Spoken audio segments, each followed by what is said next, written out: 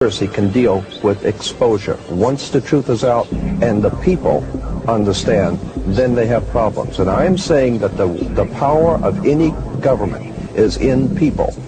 If you understand that symbols and emblems and things that we see every day are like the letters of an alphabet, if you put them together, they tell a story.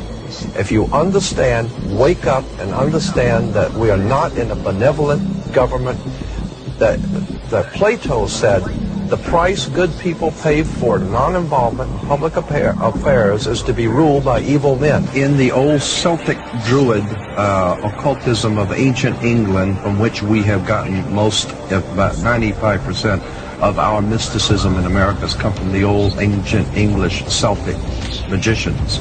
We always see pictures of we're talking about Stonehenge, right? Yeah, Stonehenge, right.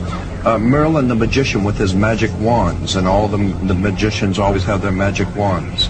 Magic wands were always made out of holly wood. And holly wood has been used for many years to manipulate your thinking, to explain mystical subjects to you, and to prepare you to accept certain mystical premises. A classic example, and I'm not in any way belittling the work, but it's very important to understand Steven Spielberg and George Lucas's work with the Indiana Jones and the Last Crusade, because you can't understand the Last Crusade if you don't understand the First Crusade. And if you understand that the Raiders of the Lost Ark, who was the Raiders of the Lost Ark fighting against? It was the Nazis. Interesting too, in the Star Wars, according to the Masonic reference works that you can get in any library, the Freemasonic Orders of Europe said that there was a little ideologue, a little spiritual entity that gave the knowledge to what the Masons call our hidden masters. That's what Freemasonry refers to, those who lead world Freemasonry. They don't know who they are. No Freemason knows who the actual leaders of the world organization are. They call them our hidden masters. Well, according to the reference works, there is a little spiritual entity that guides the world Freemasonry, and they call him Yoda. And in the reference works, you'll see this little creature with the pointed ears, and he's called Yoda. Yoda goes back to Judah, or Judah, which goes back into British Israel World Freemasonry, going back to the time of the founding of England, and that's why they're today called British. The British, it's a very big difference between being English and British. Brit is Hebrew for contract or a covenant, and ish means man in Hebrew. Therefore, British is the covenant man or man of the new covenant. So we're talking about Star Wars. So we're talking about Star Wars. We're talking about the evil empire, and Empire Yoda, Strikes Back. And with the Empire striking back, New York is the Empire State. We're talking about the new empire of New World America striking back at Europe in 2 world wars to overthrow the old Roman dynasties in Europe to take over the world. So what we're saying here is that there is a war going on between gangs to see who's going to ultimately be on the top of the pyramid. Yes, the obelisk, you'll see the Egyptian obelisk here. The Egyptian obelisk points up to the top of the triangle or the top of the pyramid. We're talking about occultic forces.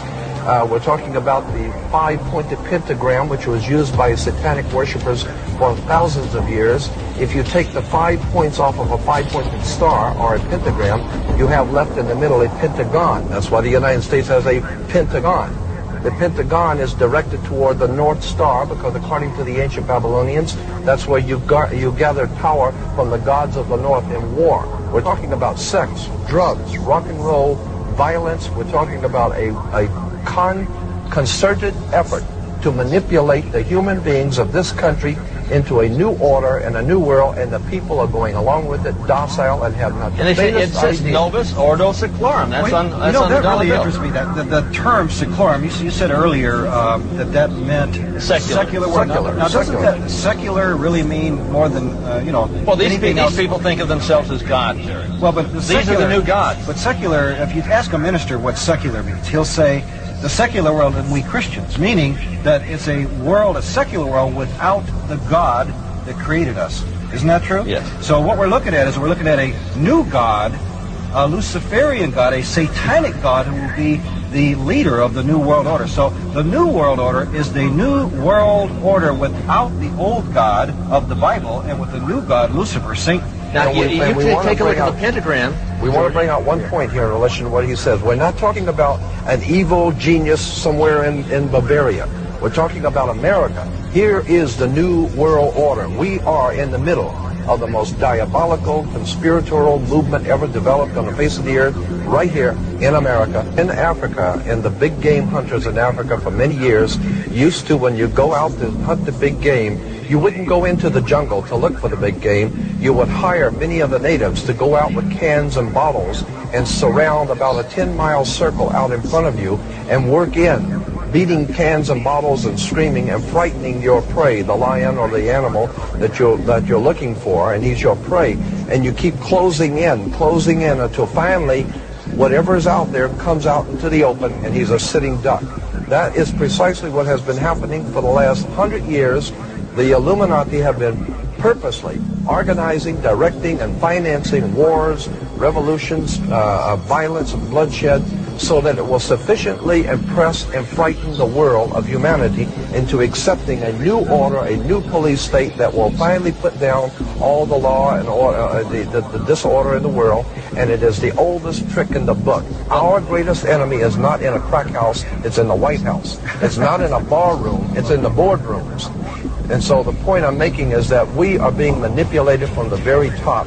And we need to wake up and find out that America is not the land of the free and the home of the brave, because we're not free and we darn sure ain't brave. These Illuminati refer to their offspring in their publications as their children, their offspring. They refer to your offspring as kids. You have kids because you're just like a goat.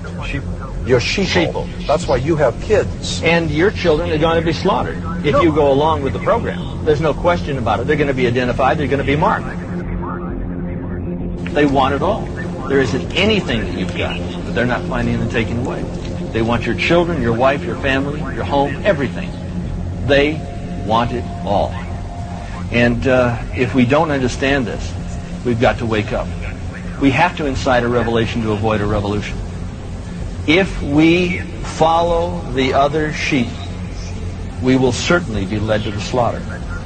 Never in the annals of human history has so few done so much so often to rape, rob, and ravish so many as the warlords and the warlocks of Wall Street and Washington. We're talking about a global government that's in existence right now. We're not talking about a nation that is going, we're talking about a nation that is gone. We do not control the government of the United States of America. The United States of America is controlled by this evil arc. They control the money system. They control the State Department. They control the presidency. And if you take a look at the fasci on each side of the Speaker's podium in the Senate, you're going to find that we have a new world order in place. What do we have to do?